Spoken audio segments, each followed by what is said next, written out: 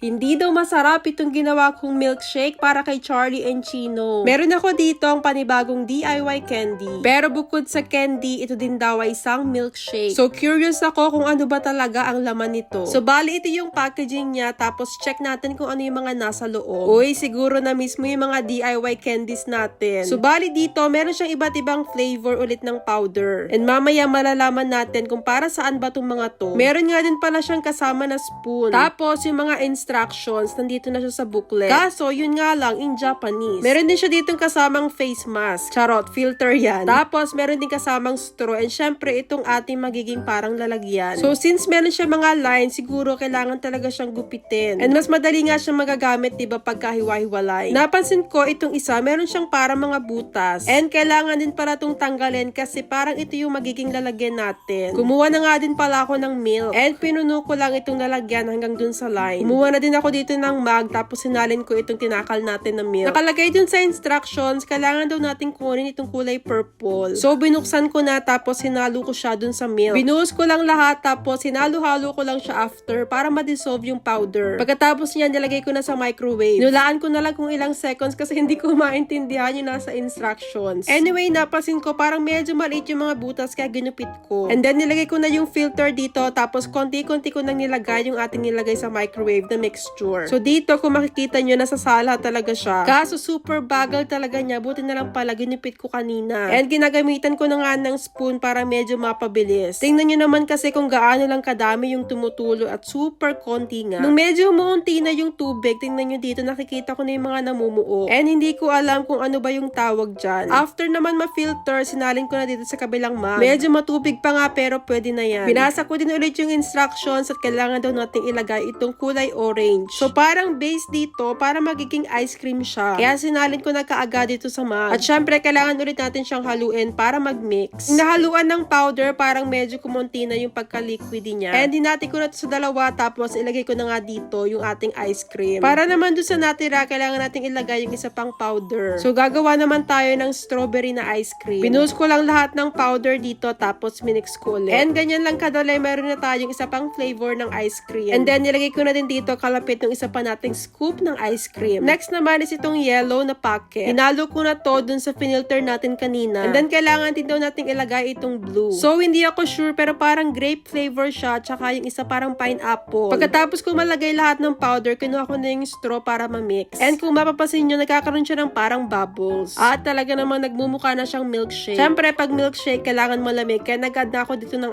ice. Then, nilagay ko na din yung ating ice cream. At syempre, kailangan natin ng straw. Finally, ito na nga yung ating milkshake. And bago ko ipatikim sa twins, ako muna yung nagtikim. Kaso, Diyos ko, ang asim. Kitang-kita nyo naman sa itsura ko dyan kung ano yung lasa. In-expect ko kasi medyo matamis siya, pero maasim talaga. Tinawag ko na din si Charlie and Chino para matest na nga nila tong aking ginawang milkshake. Una nang tumikim itong si Charlie at tingnan nyo nga, medyo ngumiti pa ang bata. So, akala ko nasarapan. Yun pala, hindi talaga niya natikman. So, sabi ko, tikman niya ulit para matikman niya yung lasa. Pinipigilan pa nga siya ni Chino dito natikman, parang walang tiwala sa akin. At si Charlie, tingnan niya, parang medyo kinilig. Nanuhol pa nga ako dito ng sweets para sabi ko, tikman nila, bibigyan ko sila ng isang sweet. Kaso, ayaw na talaga ng mga bata. Gets ko naman kasi kahit ako, hindi nasarapan dito.